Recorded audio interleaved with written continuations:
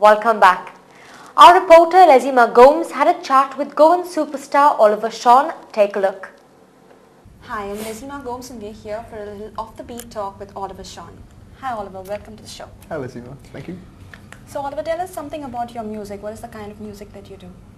Well, my music is it's more singer-songwriter oriented, and at the same time it's very high-energy music, you know. And there are also ballads included and stuff. But if you have to term it into a genre, it would be acoustic rock mixed with you know, subtle improvisation of blues and jazz and even Indian fusion. Okay. What is the reason behind you being here in Goa? I mean, tell us about the concert more than... The concert, okay. The thing about me being in Goa is the fact that, first and foremost, I love Goa. And no matter where I go, whatever, every 45 days, I'm like, oh, I have to go back home. And then home is Goa, you know. So I'm always back in Goa for whatever. And the concert happened because my company, WOA International, we have all these independent artists on our label and we promote them and stuff like that. So we decided to you know, get all of them down. And of course we planned out on shows across different parts of India.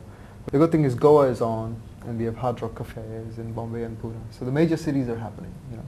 And the whole thing is about getting these great independent artists to India and getting people to listen to these kinds of you know, music and these kinds of artists, which you normally don't get a chance to listen to. So basically you were already into music while you were in school? Yes, I was in music even before I went to school. So did you form a band at that point of time? Yeah, or in school we had a band called Music Machine, which was all these kids and stuff. And we even played for some of our teachers' silver wedding anniversaries. They didn't pay us for that. That was bad. But it was fun.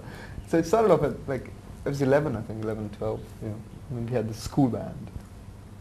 Basically what happens is now when you were in school you were already playing in a band. Yeah. So you already had stardom that time.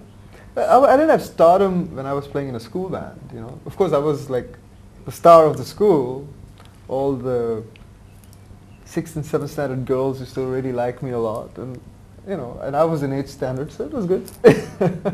So I was a local star in the school, you know. But yeah, but when I was 13, I joined a professional band, you know, and we were doing shows around Goa and stuff. I used to bunk from school and boarding and go to beach shows and dances and things.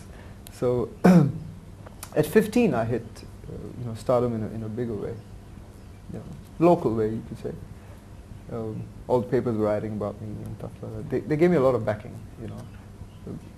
I used to get a music scholarship in school, you know, so that was a big push for me, you know. So I always knew music is what would be me, you know. My life is all about music. You know.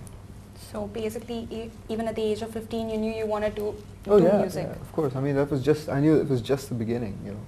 I knew there was a long way to go and lots of things were going to happen.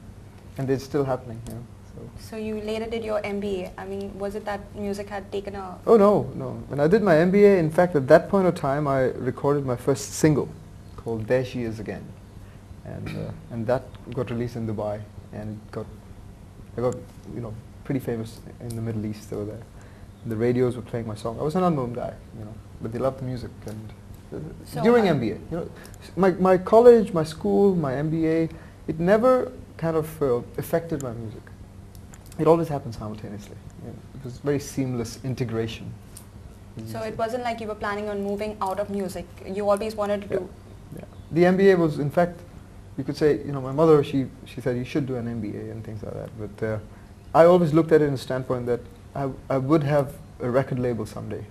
I always wanted to do that.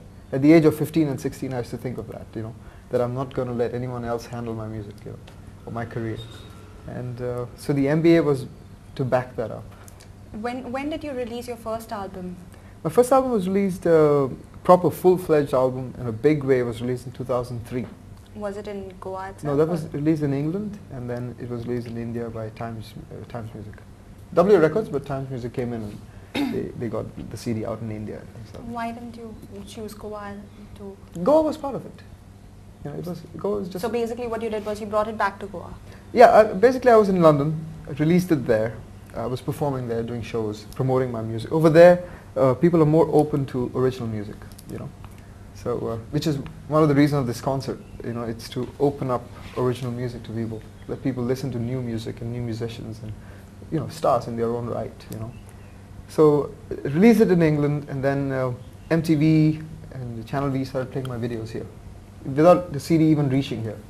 You know, and then we released it on our own in India, and then I got a bigger deal with Times Music for bigger distribution. So would you say there was a period of struggle, I mean, as a musician at any point of time in your life to get these albums to...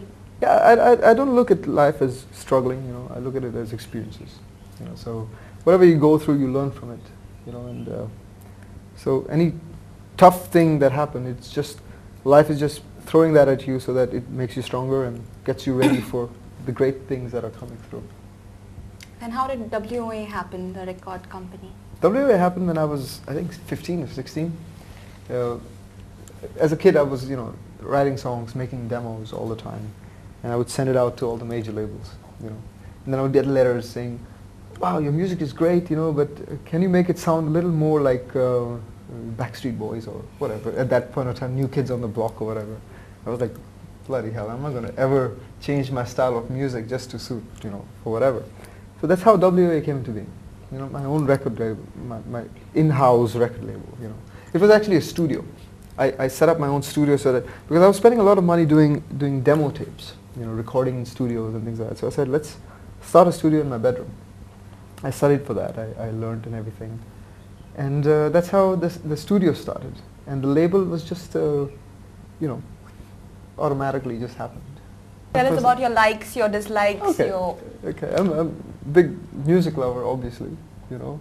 I love motorbikes, keep playing around with the bullets and stuff like that. I love guitars. Mostly, you know, mainly I like things based around music and coolness. So you've got your motorbikes and gadgets and girls, of course, you know, but that's about it. What was your childhood like? I mean, you grew up in Goa, studied here. I mean, what was it like? Your friends, your... Well, I had a great childhood, you know. But of course it was, I was not a regular teenage kid because I kind of experienced fame at a very young age. So at 15 I was playing with like one of the top bands, I was on newspapers all the time. But it was fun. Tell us something about your album. Okay, there was of course, There She Is Again was my first single, you know, which was released in the Middle East. Also Goa, you know, AIRFM used to play it a lot, stuff. At that point I was in Dubai, but when I used to come down on holidays I used to hear the song playing, I was like, yeah, you know, that's cool. And then of course, I Like It, that was the album, the full album. I got nominated for some major awards and things like that, so that was good stuff.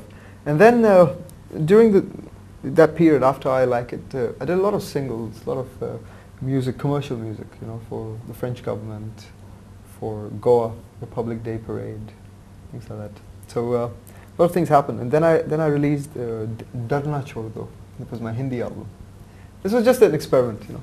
All my record label execs used to say, "Oliver, you should get a Hindi album out. You know, you can speak Hindi, get it out." I said, "You know my Hindi, man." But eventually we got the Hindi album out. I also put a Konkani song in it, so that was fun. And now my new album is ready. It's called Getting Around, and you're going to hear that music at the concert. We will continue with the remaining interview with Oliver Shawn tomorrow. We are heading for a short break. You're with Goa 365.